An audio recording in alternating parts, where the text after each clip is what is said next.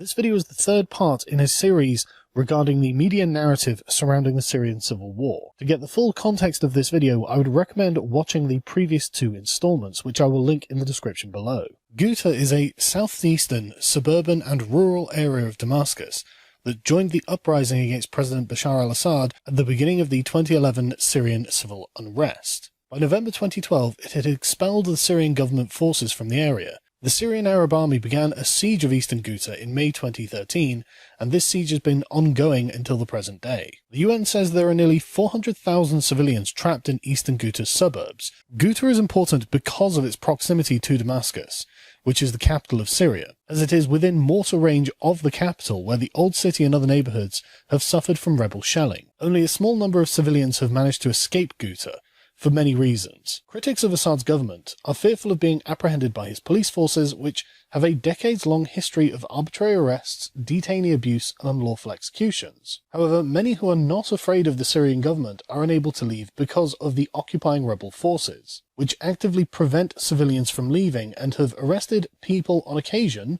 for simply asking permission to leave. There are two rival factions who dominate eastern Ghouta. They have a mutually hostile relationship that is shaped by a process of factional consolidation through infighting. The northern city of Douma and the eastern parts of the enclave are run by Jaish al-Islam, which translates to the Army of Islam, a large Salafi-inspired Islamist group.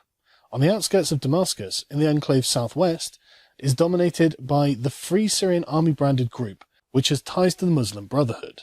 Despite small differences, both factions rule their areas in an authoritarian fashion, enforcing conservative religious laws and repressing dissidents who show support for government or their local rivals. The siege of Ghouta has been long and bloody, with the Syrian forces using conventional weapons and airstrikes in order to attempt to dislodge the rebels. This has resulted in hundreds of civilian casualties. Russian forces have opened humanitarian corridors to allow civilians to leave, but rebel forces shell these corridors in order to prevent this from happening. This is because the rebel forces are fighting an asymmetrical war and must therefore resort to unorthodox tactics. For example, as the New York Times reports, using caged hostages as human shields, hostages specifically chosen from Bashar al-Assad's minority sect of Alawites. According to a media activist close to the Army of Islam, the prisoners were captured army officers from Assad's Alawite sect and their families. The captives were being placed in dozens of cages on rooftops and in streets throughout the rebel-controlled territory so they can taste our misery. In February 2015, this activist staged a propaganda message that self-consciously echoed an Islamic State video in which a caged Jordanian pilot in an orange jumpsuit was burned alive. In the clip, the activist appealed for help from the outside world by speaking to the camera about the strikes while standing in front of a cage filled with neighborhood children dressed in orange. After waving a torch, he asked why the killing of the pilot had prompted global condemnation while the deaths of children in Douma had passed almost unremarked on. Jaish al-Islam is a coalition centered in the Damascus area in eastern Ghouta. As the Russian-backed Syrian Arab Army conquered other rebel-held areas throughout Syria, eastern Ghouta remained stubborn in its resistance despite heavy attack. Their aim is to replace the Assad government with a Syrian government based on Sharia. They are Islamist extremists and seek to establish an Islamic State that is broadly against the wishes of the majority of the Syrian population. The organization is said to have received money from Saudi Arabia, but they have denied those claims. Jaish al-Islam is the strongest remaining faction in Ghouta, but in April 2018, this resistance has crumbled. On the 22nd of November 2017, the Washington Post published an article entitled, "The US moves towards open-ended presence in Syria after the Islamic State is routed." This had come in the wake of the Syrian Arab Army's advances and conquests of Islamic State territory and the collapse of rebel-held areas. On the 11th of December 2017, the New Yorker published an article entitled, "Trump to let Assad stay until 2021 as Putin declares victory in Syria." The New Yorker reports that in a surprise visit to Syria, Vladimir Putin declared victory against both ISIS jihadis and Western-backed rebels. In just over 2 years, Russia's armed forces and the Syrian army have defeated the most battle-hardened group of international terrorists. On the 13th of February 2018, the Brookings Institute published an article declaring, "After 7 years of war, Assad has won in Syria." With the aid of Russia and, in part, the United States, the Syrian forces had defeated ISIS and conquered almost all of the rebel forces that were still holding out against the government. On the 10th of March 2018, opposition fighters began leaving eastern Ghouta. Footage broadcast on Syrian state TV shows pictures of what it says were the first group of opposition fighters to leave Syria's rebel-held eastern Ghouta and reach areas controlled by the government. The footage shows 13 men getting onto a bus and arriving at a crossing point where they hand themselves over to authorities.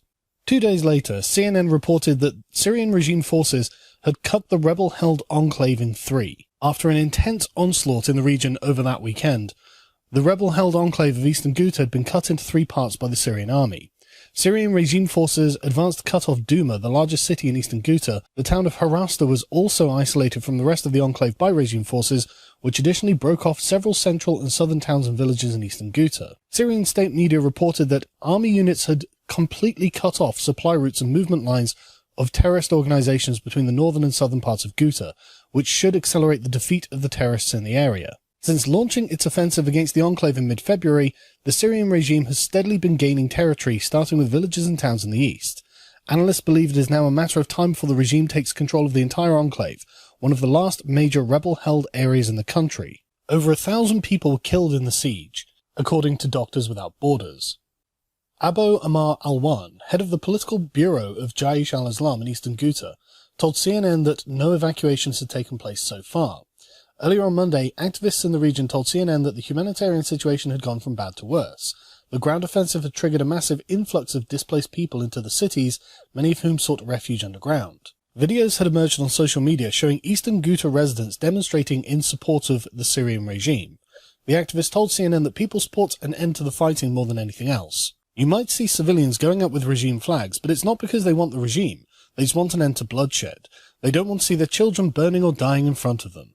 By the 22nd of March, Syrian rebels and families had begun to leave eastern Ghouta after a deal had been secured with Russia. Around 1,600 fighters from another Islamist group and some 6,000 of their relatives were expected to have been evacuated by the end of the day in a first deal between 2 sides of the conflict. Buses transported men, women and children out of the enclave through government territory and onto opposition-held Idlib province in the northwest of the country. Idlib is the largest remaining redoubt where thousands of rebels have been sent by the regime under so-called reconciliation deals. A spokesman for the group had told The Telegraph that the fighters were allowed to leave with their weapons, and the roughly 20,000 civilians who lived in the small city wished to remain, given the guarantee of safety from the regime in Russia. The rebels and the government also exchanged 18 prisoners ahead of the evacuation. Jaish al-Islam at the time still held Douma, the biggest and most populated town, and said it was determined to fight on. However, by the 11th of April 2018, Jaish al-Islam had been defeated. According to Sputnik, Syrian military and strategic experts had told them that insurgents can exit Douma only after they hand over their hostages to the Syrian army. The first buses carrying Jaish al-Islam insurgents and their families left eastern Ghouta via a checkpoint, the Russian Ministry of Defense stated. It is noted that a total of up to 8,000 insurgents and 40,000 of their family members plan to be evacuated from Douma. RT affiliate Reupload uploaded video of supposed captured weapons from the militants, including many AK-47 and larger caliber weapons. Al Jazeera reported on the 8th of April that Jaish al-Islam had agreed to leave its holdout for Douma and travel to northern Syria. Al Jazeera reports that the deal came a day after a chemical attack killed scores of people and affected hundreds of other Douma residents. They say the attack prompted global outrage but was dismissed as fabrication by the Syrian government, whose forces on that Friday had launched an offensive against the rebels under the cover of air raids. The agreement includes a ceasefire and the evacuation of fighters and civilians from the area. According to people who helped negotiate the agreement, Jaish al-Islam has agreed with Russian forces to begin evacuating with their families as well as anyone else who wants to leave, says Al Jazeera's Natasha Ghonaim, reporting from Amman. And under the agreement, Russian military police will move into Douma to keep Syrian forces out. So after 7 years of fighting and many accusations of the use of chemical weapons during this war, Bashar al-Assad had finally won. So why on the 8th of April 2018 would there be a chemical weapons attack in Douma? According to the BBC, at least 70 people have died in a suspected chemical attack in Douma, the last rebel-held town in Syria's eastern Ghouta, rescuers and medics say. Volunteer rescue force The White Helmets tweeted graphic images showing several bodies in basements. It said the deaths were likely to rise. There's been no independent verification of the reports. As seen in part 2 of this series, The White Helmets are not a reliable source. The White Helmets have deep ties to the Islamist rebels and have been caught faking attacks in the past. It's quite understandable why the Syrian government would call the allegations of a chemical attack a fabrication. The Syrian government has won the civil war. There would be no tactical benefit for them to commit a chemical attack at this point, or indeed at any point in the previous 7 years of this conflict. Every allegation levelled against the Syrian government about a chemical attack has come at a tactically disadvantageous time for the Assad government. Although they claim to be independent, the White Helmets are found almost exclusively in rebel-held areas, and there is a great deal of evidence to suggest they are actually embedded within the Islamist rebels themselves. And interestingly, they are funded by the West. This latest claim of a chemical attack by the Syrian government does bear all the hallmarks of a false flag attack. We know that the Syrian rebels have access to chemical weapons, and in 2013 UN investigator Carla Del Ponte says there is evidence that the Syrian rebels used sarin gas. And despite US Defense Secretary James Mattis's concerns about the Syrian government's use of sarin gas, he admitted, as reported by Newsweek on the 8th of February 2018, that there is no evidence that Assad used poison gas on his people. The United States has long been interested in regime change in Syria. On the 9th of March 2017, Politico reported that White House National Security Advisor H.R. McMaster said that the US would push for regime change in Syria. On the 31st of March 2017, UN Ambassador to the UN Nikki Haley said that the US is no longer focused on removing Assad from power in Syria. On April the 6th, 2017, The Atlantic reported that the Trump administration appeared to embrace regime change in Syria.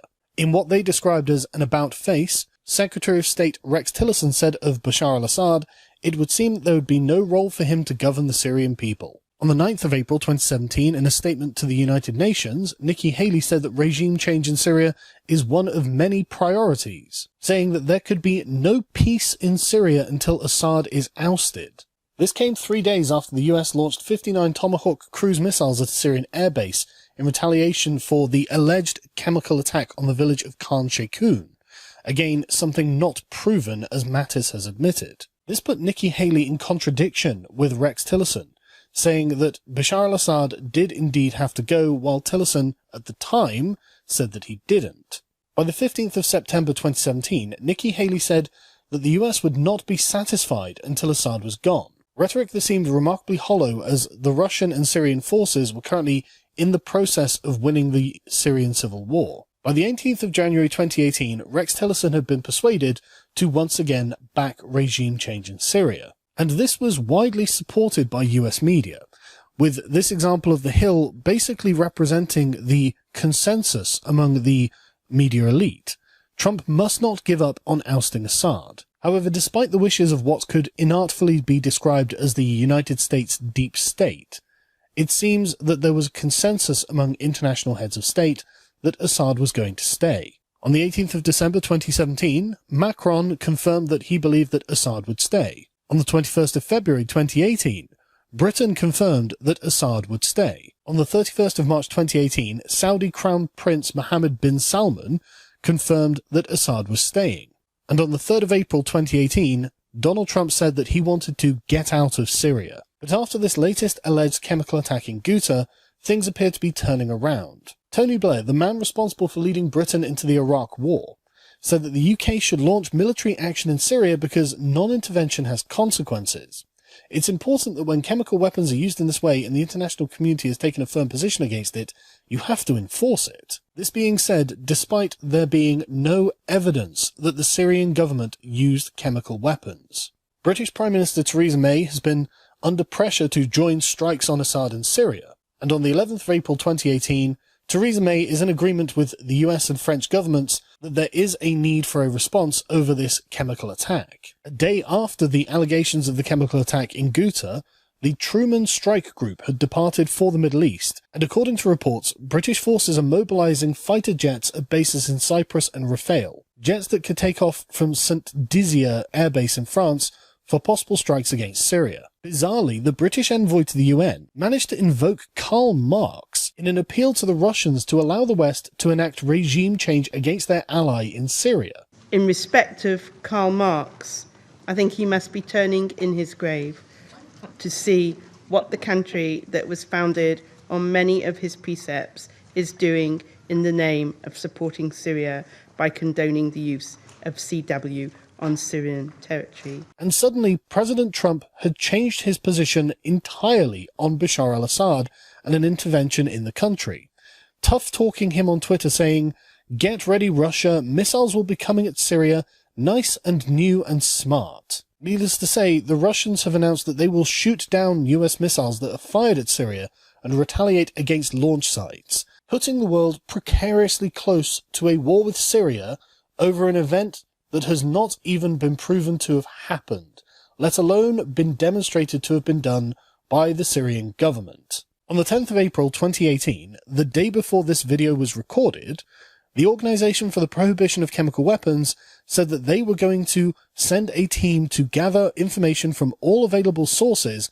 and analyze what had happened. And on the 11th of April 2018, the World Health Organization has demanded access to the chemical attack site, but as of recording, no organization has been to this site to confirm that an attack even took place. An attack that is alleged to have happened by a highly dubious source. In the previous two videos in this series, I was able to provide a much more detailed analysis than I am able to provide here, because this is an ongoing event, and I've been forced to make this video in haste because of what is happening. But this is what we can take away from the information that we have at hand. There is no proof at all that the Syrian government has ever used a chemical weapon in the Syrian civil war. There is proof that not only do the Syrian rebels and ISIS have access to chemical weapons, but they have used them in the past. From a strategic analysis, it would seem to be ridiculous to suggest that the Syrian government, on the eve of a universally acknowledged victory, would endanger it by doing the one thing that would justify regime change in Syria. And this would be, in my opinion, the last-ditch attempt from the US deep state to enact regime change in the Middle East to oust one of the few remaining Russian allies in a plan that goes back to George Bush and the neocons. In my opinion, this is a false flag. In my opinion, this is being used as a pretext for war. And in my opinion, we should protest our governments for doing this. This is a geopolitical maneuver. There is very little truth to back up any of the claims. In fact, many of them seem to be outright lies, fabricated purely for the political advantage that it gives to the West. As we learned from the intervention in Iraq that deposed Saddam Hussein and caused the rise of ISIS, our intervention is not going to be well prepared, and we do not appear to have a plan. We do not know who we are going to replace Assad with, and there appears to be no better option. This is not a defense of the Assad government. The Assad government is doubtless as predatory to its own people as is commonly described, but even if the Assad government was responsible for all of the chemical weapon attacks that have been ascribed to them, and I do not believe that they are, they would still be a better option for the Syrian people than jihadi rebels. As you can see detailed in the previous videos I did in this series, the jihadi rebels are a far worse option for the people living in Syria to live under. And this appears to be nothing more than a geopolitical game that the United States and her allies are playing in order to further reduce Russian influence at the expense of the civilians that will be living in these regions. For us to overthrow Bashar al-Assad would be for us to breathe life into the Islamic State and various other jihadi groups who seek to see the overthrow of the West. Bashar al-Assad is no threat to us. The jihadi groups are. I would not in any way support this intervention or the overthrow of his government.